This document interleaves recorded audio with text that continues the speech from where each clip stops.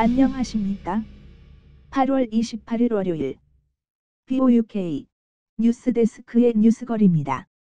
오늘 뉴스는 매우 핫하여 보도하기에도 너무 뜨겁습니다. 아침 9시 15분 정부가 10월 14일 여왕의 의회 방문일 있을 연례 연설 시에 의회를 일시 중단시켜 달라고 현 정부가 버킹엄 궁에 요구했다는 사실이 알려지면서 야당 의원들과 유럽 잔류를 희망하는 의원들 사이에는 마치 폭풍 전야 같은 분위기가 형성되고 있습니다. 그러나 토리당 의원들이나 브렉시트를 지지하는 의원들은 결국 올게 왔다는 담담한 표정을 짓고 있습니다. 브렉시트를 지지하는 보수당 의원은 무조건 안 된다만 외치는 노동당과 할 테면 해보라는 식의 유럽 정부의 태도에서 보리스 내각이 국민투표에 의해 결정되고 외부 법에 의해 결정된 유럽 탈퇴를 10월 31일에 수행하려면 방법이 없지 않느냐고 반문합니다. S&P 스코티시 내셔널 파티의 조아나 체리 의원은 그녀의 법률팀에게 보리스 수상이 의회 잠정 중지를 여왕에게 요청한 것에 대해 요청 자체를 중지시키기 위해 스코틀랜드 법원에 기소할 것이라면서 가을 의회가 시작하는 9월 6일에 의회에서 상세히 설명하겠다고 말하였습니다.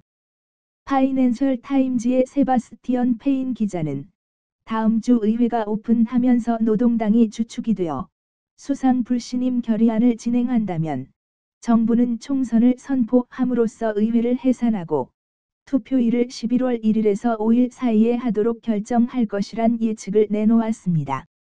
10월 31일에 브렉시트를 하고 나면 유럽연합이 아닌 주권국 영국으로서 총선을 하게 되기 때문에 선거는 역동적인 정치인 보리스가 이끄는 보수당이 다시 집권할 것은 명확하고 지금보다는 더 단결된 모습을 보여주게 될 거란 것입니다.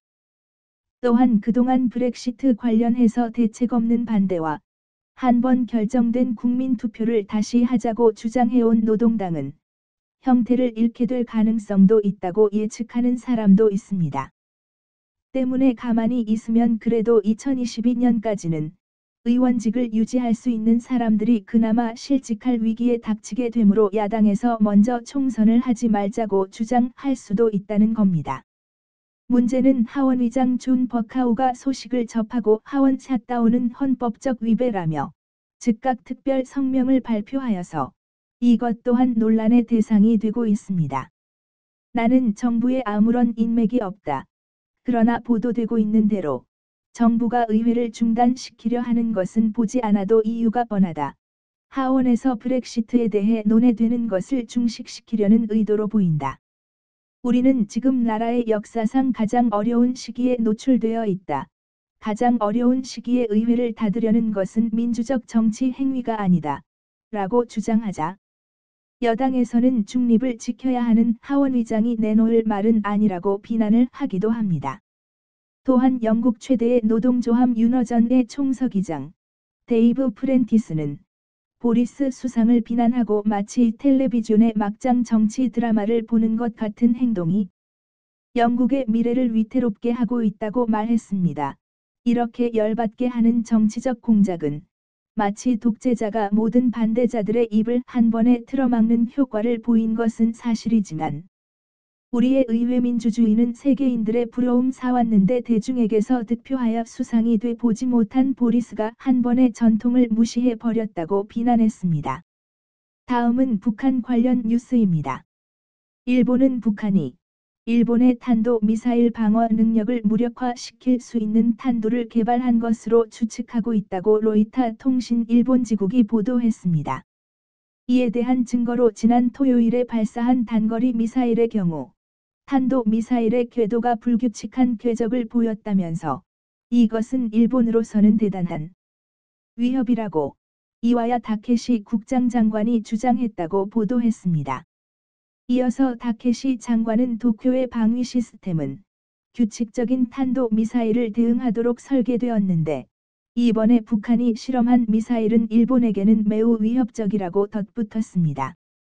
한편 미국의 맹방이며 유엔의 이사국들인 영국, 프랑스, 독일 등 유럽의 3개국은 북한의 미사일 발사를 비난하고 공동 성명을 발표하였습니다. 7월부터 현재까지 7번의 미사일 발사를 한 것은 명백한 유엔 제재결의 위반이며 북한은 미국과의 대화에 적극적으로 임하고 핵시설과 핵폭탄에 대한 협상 조건인 CBID를 조속한 시일 내에 받아들이라고 촉구했습니다. 홍콩 뉴스입니다. 범죄 혐의자 차이나 본토 송환법 폐기 요구로 지난 6월 시작된 홍콩의 시위는 2달이 지난 지금 반정부 시위로 변형되었고 진압경찰의 강도 높은 제재에도 불구 시위가 잦아들 기미는 보이지 않고 있다고 BBC가 보도했습니다. 홍콩 백만장자 지미 라이가 민주화를 시위를 이끌며 본토와 싸우고 있는 리더입니다. 그는 신문에 자신이 출연하는 민주화 광고를 싣고 천안문 광장의 과거를 생각해 보라고 말합니다. 우리는 자유인으로서 본토를 방문할 수 있게 되기를 희망한다고 CNN 말하고 있습니다. 시청해 주셔서 감사합니다.